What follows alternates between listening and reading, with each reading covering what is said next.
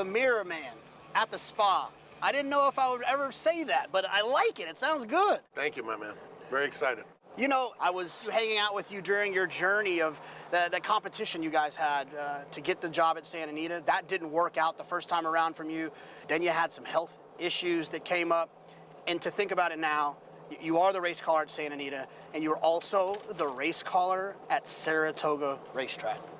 To get that job a couple years later at Santa Anita, which was always my dream because I grew up in Southern California. I was going there in the 70s. You know, before I was 10, I was a big racing fan. So to then have this opportunity here, and it comes with a lot of responsibility, as you know. This is a serious job, and it's time for me to come with it. You know, they say the old line, put up or shut up, right? You've been more than a fan since before you were 10. No doubt. You know, look, I grew up in LA, so born and raised. There were Dodger games, Rams games. I always wanted to go to Santa Anita or Hollywood Park. We lived in Beverly Hills, so it was about a 15-minute drive to Hollywood Park. Every single day that I was out at the races as a youngster made me more of a fan. When I hear your calls, it's a race caller who is speaking to a fan that wants to be excited, and I love that about your calls. I appreciate that, and interestingly, I started my career imitating others, so I was kind of a jokester. And I take pride now in being very serious about it with one objective, celebrating winners, Jonathan. That's what it's really all about. I want to do them justice. What kind of honor is it for you to step into a booth that was occupied by Tom Durkin, and then your other job at Santa Anita to occupy a booth that was occupied by a legend and Trevor Denman? I mean, some pretty big shoes to fill. They're unfillable shoes, and that's not just some hype speech I'm delivering. The good news is I have no shot of ever being the best guy to call races at Saratoga, not even close.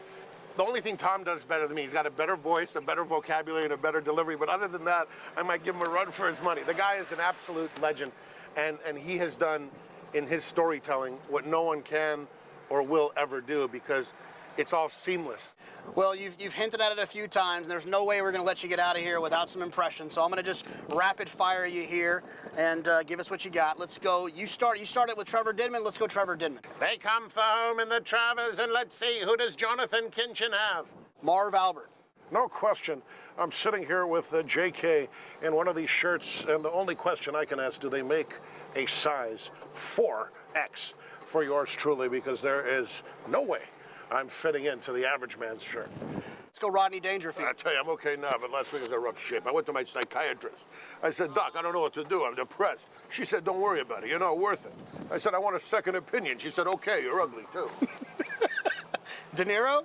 What I say to you, Jonathan, don't ask me tough questions. I haven't even called a race this mean. You're all over me like gravy on rice. What's the matter with you? Dave Johnson. And down the stretch they come.